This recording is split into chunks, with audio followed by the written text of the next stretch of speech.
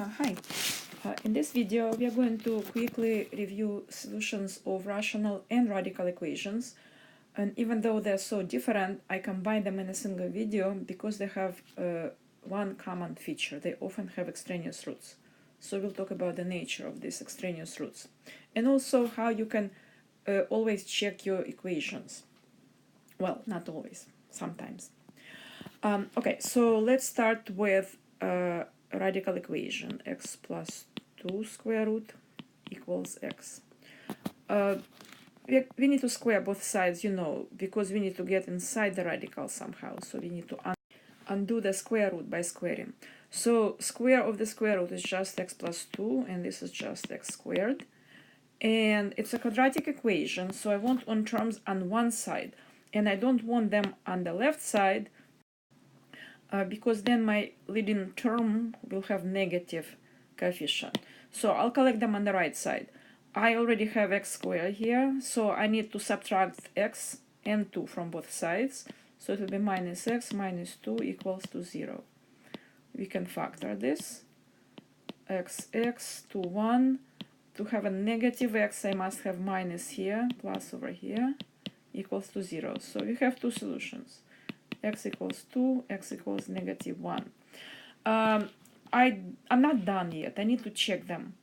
And I need to check them into my original problem. So I really don't like the idea of writing this in my original problem. I should have made another step, because I really want this equation unchanged as it was original.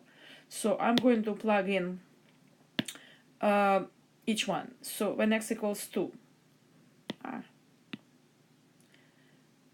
square root of 2 plus 2 on the left, 2 on the right. So that's square root of 4.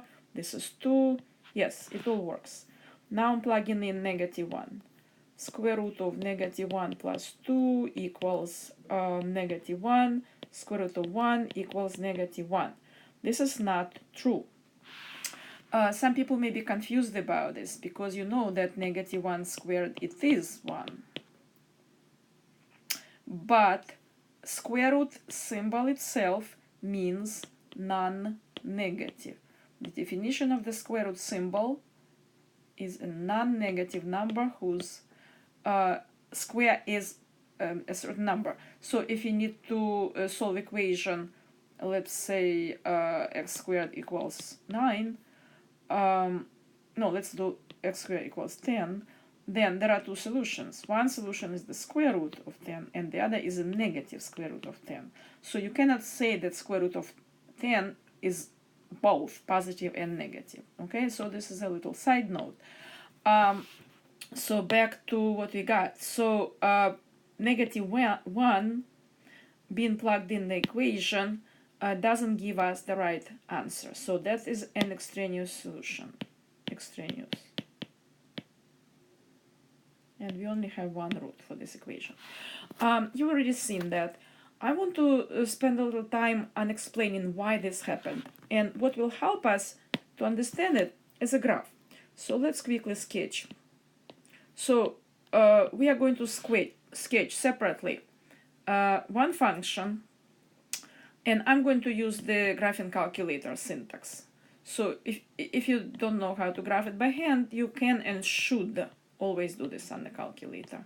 So one function is the left one, and the other is the right one. I know, and maybe you too, how to graph square root function. So basic square root function, square root of x, is the inverse of x squared. It goes sideways, parabola, and it only has positive values of x and y. So if you need to add 2 to x, that will shift the graph to the left 2 units. So that will be my half of parabola at negative 2. And y equals x is our line that we know. Y equals x, y equals radical x plus 2. So from this graph, again, which is easy to sketch or graph with the calculator, you can see that there is only one solution. Now, one important comment. The coordinates of this point are, so the x is 2, so it will be 2, comma, something else, whatever, I don't care. You know why? because I'm solving this equation for x. So when you solve a system of equation, we need both x and y. When you solve an equation, there's only one variable, x. Y only shows us here that both of these functions are equal. That's the meaning of the intersection. But what we really need is solution of the equation. Okay, but this is another side note. The point here is that on the graph you only see one intersection, not two. How is that? Let's think. When you solve linear equations or quadratic or polynomials in general, they never had extraneous roots. Why is that? We would never exclude any solutions because all solutions would work. So either linear or polynomial functions, they didn't have any domain issues. They're continuous functions, and any x value that you would plug in, it would work for these functions. On the other side, radical functions in particular have issues. So square root function, it has a limited domain and limited range. So domain here is all non-negative, and so is range. So because of this domain and range, or domain or range limitations, we may have problems with our solutions. I don't want to give you another example, but imagine one of the solutions we found, we plug in the radical, and inside the radicand inside turns out negative. That means it's a wrong solution. So that would mean domain limitation. A range limitation is what happened here. When you plugged in x over here, it's negative. Square root cannot be negative 1 or anything negative. Finally, look at the equation, original equation. So as you understand that -1, we cannot substitute over here. But in fact, where this came from, it came from this equation. This equation. And in fact, this equation is fine with both of these solutions. These two are both solutions of my quadratic equation. But this equation we got by squaring the original. Okay, that's how we gained an extra root, by squaring. Okay, so the point is, with radical equations, you should always expect extraneous roots, and that's why it's important to check your solutions. Let's see what happens with rational equations. Before we start, we need to admit that these rational functions may also have problems with either domain or range.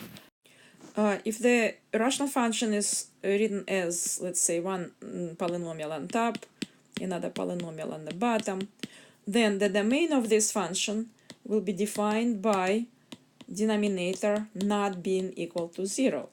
Whenever denominator turns to 0, at least one part of this equation will not exist.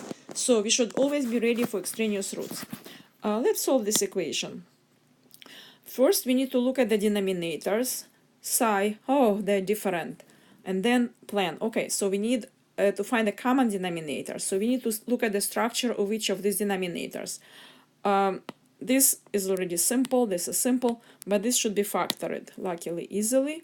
So x goes out, x minus 1 is the common new denominator.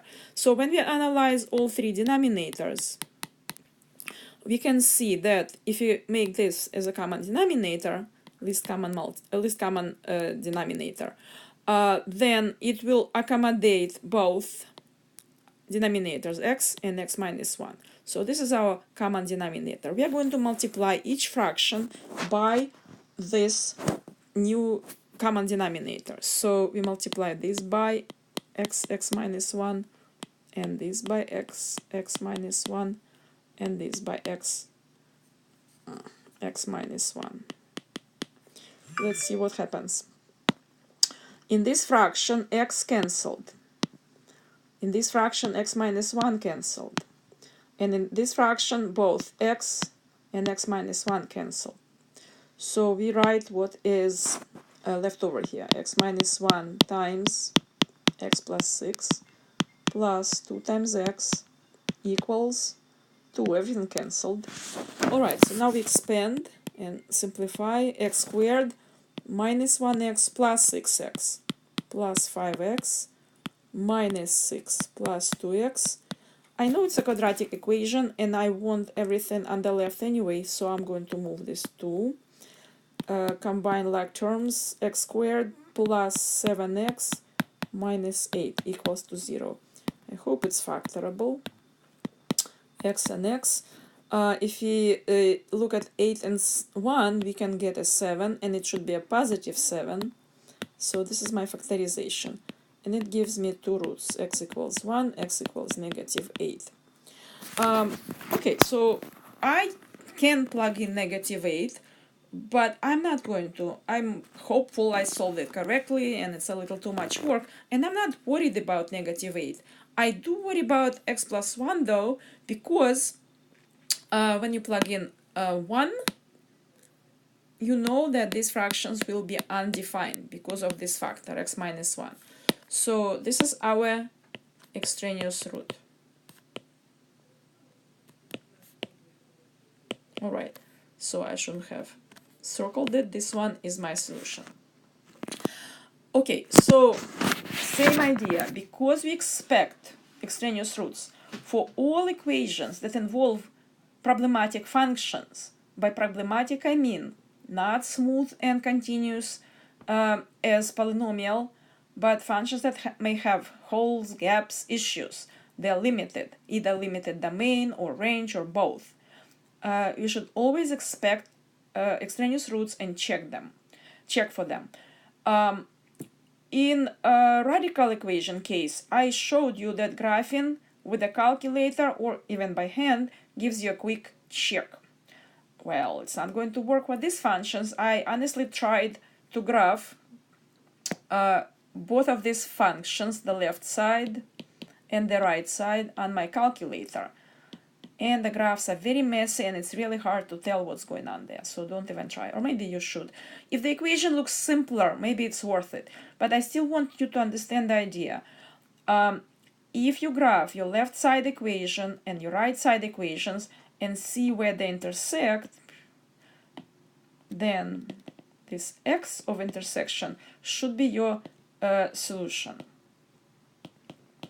One more quick comment. When you're typing rational equations, be very careful with syntax. Let's say if you type 2 divided by x minus 1, you cannot just write it like this, because the order operation will tell you divide 2 by x and then subtract 1. It's not what you want. You want to divide by the entire x minus 1. And similarly, if you need to graph, let's say x plus 6 divided by x minus 2, you would need to type x plus 6 divide by x minus 2 in parentheses. Okay, happy solving.